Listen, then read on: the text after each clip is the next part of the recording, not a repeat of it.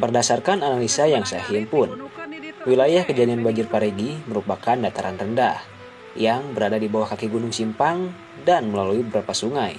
Daerah dataran rendah Parigi memiliki indeks bahaya sedang terhadap banjir bandang karena konturnya yang miring. Berdasarkan pantauan GPM NASA, dalam 24 jam terakhir sebelum kejadian, wilayah di hulu atau sebelah utara dan timur mengalami curah hujan yang sedang.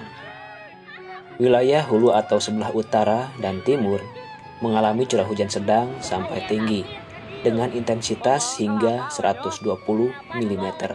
Hujan dengan intensitas tinggi tersebut menyebabkan massa air dengan intensitas daerah hulu menjadi semakin besar.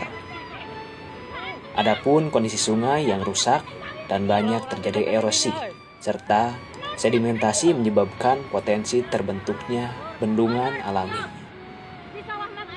Ketika bendungan alami tersebut menjadi besar dan terganggu keseimbangannya oleh intensitas hujan yang tinggi, kemudian menyebabkan bendungan alami tersebut berpotensi terjadi limpasan air beserta lumpur dengan jumlah yang besar dan cepat. Badan Meteorologi, Klimatologi, dan Geofisika BMKG sudah memprediksi puncak musim hujan akan terjadi pada Januari dan Februari 2021. Saat ini tercatat sebagian besar wilayah Indonesia, yaitu 93% dari 342 zona musim telah memasuki musim hujan. Sebagian besar wilayah Jawa, Bali, Sulawesi Selatan, hingga Nusa Tenggara saat ini telah memasuki puncak musim hujan yang akan berlangsung hingga Februari 2021. Dan sedangkan Parigi berada di Pulau Jawa.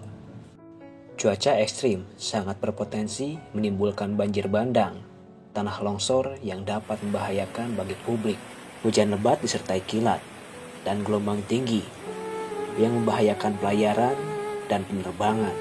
Gelombang tinggi akan terjadi khususnya pada 10 sampai 13 Januari 2021. Melaut harus hati-hati dengan gelombang tinggi. Diprediksi tinggi gelombang sampai 2,5 sampai 4 meter akan berpeluang terjadi.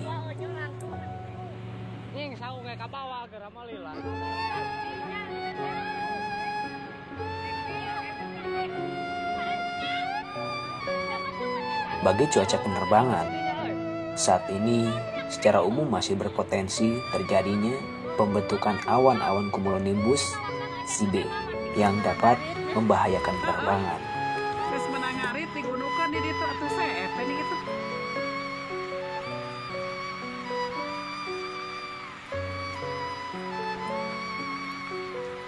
Banjir di Parigi terjadi pada tanggal 9 Januari 2021. Bagaimana tidak, banjir yang melanda daerah Patrokolot itu disebabkan oleh hujan deras selama 6 jam lebih.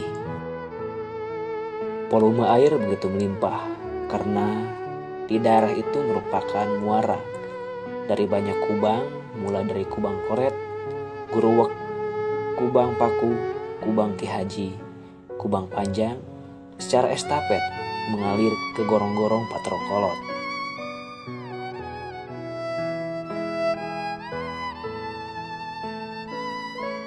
Sebagai perbandingan, luas lembah Kubang Koret lebih dari 10 hektar, yang semua airnya bermuara ke daerah Kubang Paku dan Ki Haji. Debit air yang terkumpul kalau hujan deras bisa ribuan kubik, sedangkan volume gorong-gorong Patrokolot tidak lebih dari 1 kubik. Idealnya dibutuhkan lebar sungai 2-3 meter dengan kedalaman 2 meter.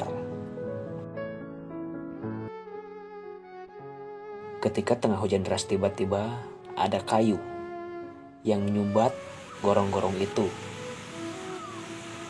Bahkan di atas saluran air tersebut ada bangunan berdiri, sehingga seketika air tertutup dan langsung memenuhi badan jalan.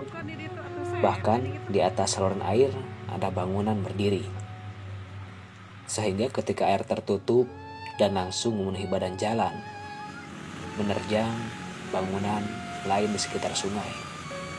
Belum lagi dari atas sungai, daerah patahan atau jalur longsor dan gempa yang sering menutupi sungai.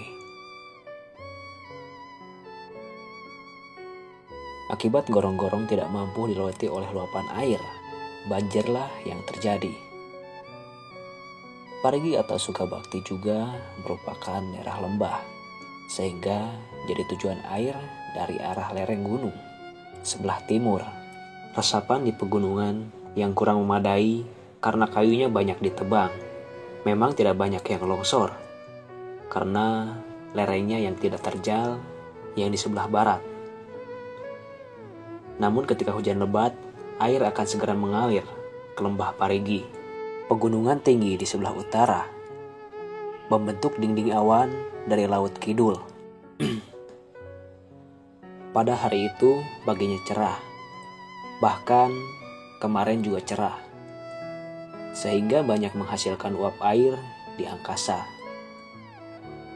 Terbentuklah banyak awan cumulonimbus yang berpotensi untuk hujan deras. Sebagai pertanda dari penerbangan yang tidak ada melintas di atas. Saya perhatikan beberapa hari terakhir, kapal atau pesawat tidak ada yang melintas, walaupun hari itu cerah. Aturan baku dari tata letak kota di bahu sungai, tidak boleh ada bangunan. Bahkan harus dikosongkan, kira-kira 10 meter.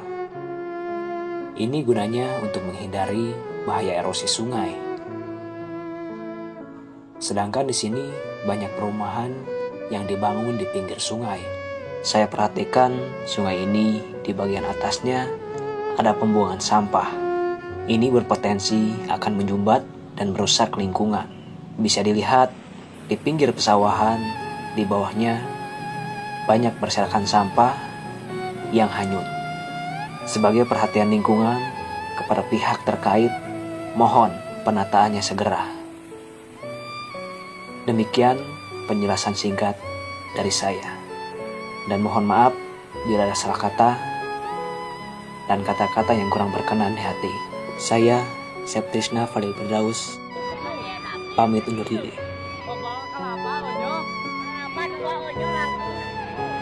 Ning saung kayak kabawa